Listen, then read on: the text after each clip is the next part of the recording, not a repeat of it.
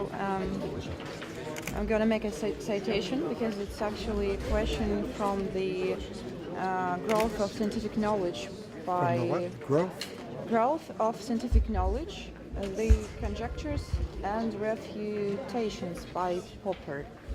So here is a couple of philosophical questions.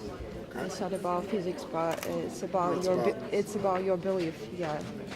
So, do you believe Methodology of science. Yes. So, do you believe that scientists can succeed in this final true theory? Final theory. Well, I don't know how to name it. And Theory the of theory everything. with no reasonable doubt. I don't know. No, I think, well, a short answer is that we always have doubt.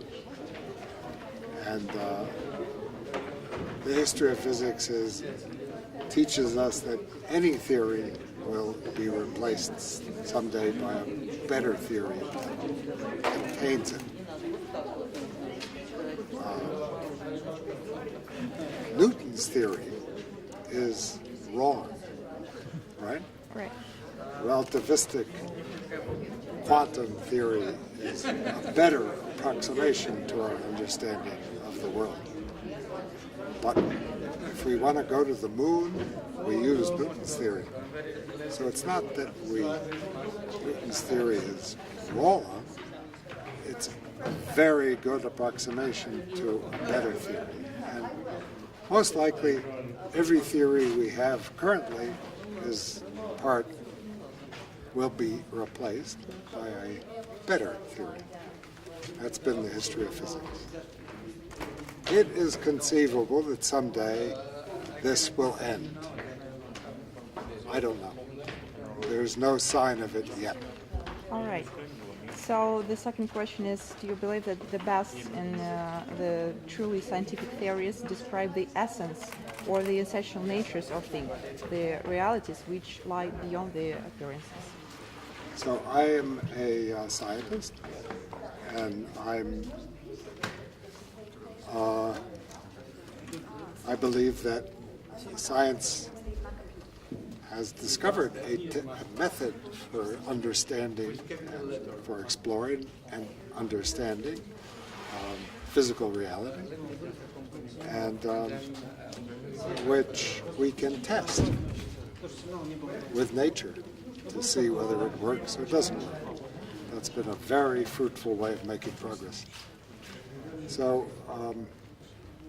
questions like, is that the complete essence of reality or of nature are interesting questions, but I don't know how to test them.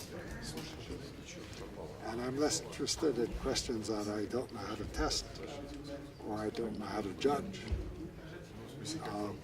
So I think that the understanding we develop using the scientific method is the best that we can do. Well, actually, Popper himself answered both of those questions negatively. Yes. So the question is, what those scientists who say no to those questions, where do they? To which questions? To questions about the essence and yeah. So where do they get the let's say inspiration or motivation for Trying to understand nature. Trying to discover new phenomena, to observe new phenomena. So it's interesting because what happens, in my opinion, is that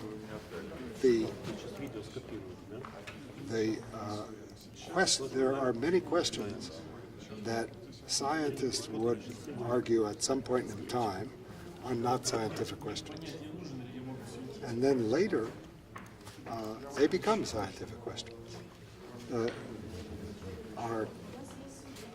For example, one is, what is life?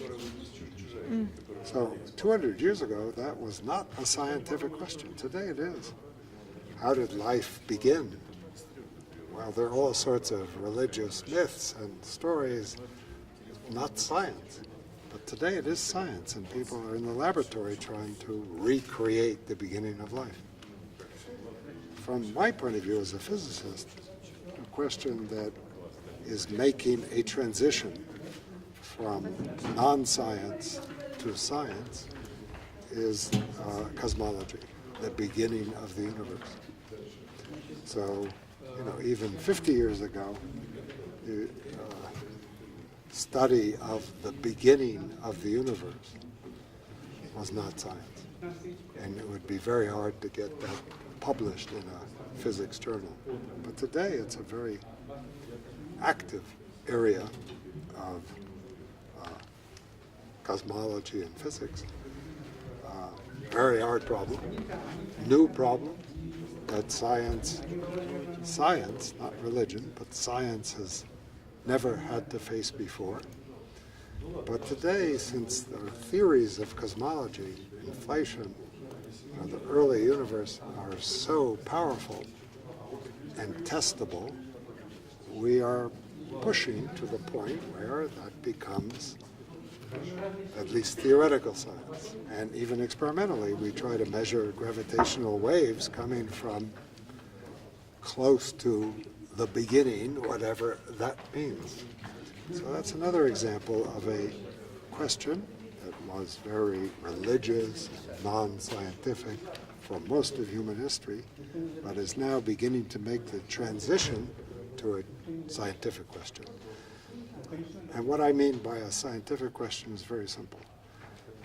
A scientific question is one that can be addressed by observation, by looking, by experiments, by measurement, or by theorists like me, mathematically.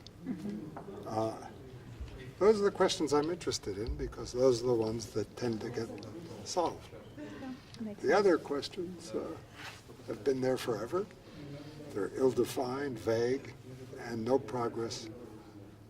For example, not the one you had, the essence. The question that I'm often asked when I discuss big questions by someone in the audience is, what is the meaning of all of this? Or, and I'm not sure what meaning is, or why is there something rather than nothing? Good question, but it can't be addressed by observation or measurement or theory. So I'm not interested in such questions.